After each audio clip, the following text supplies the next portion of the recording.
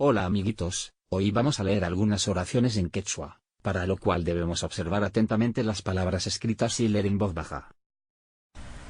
Leemos Warmi wawa yachaywasiman riskan.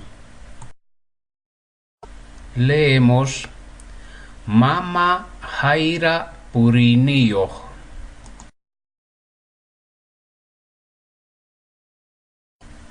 Leemos Magta papawkiwan pukllaskan.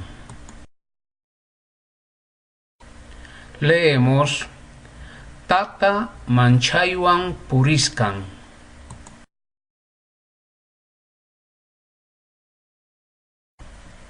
Pachi Tinkuna kama wawakuna.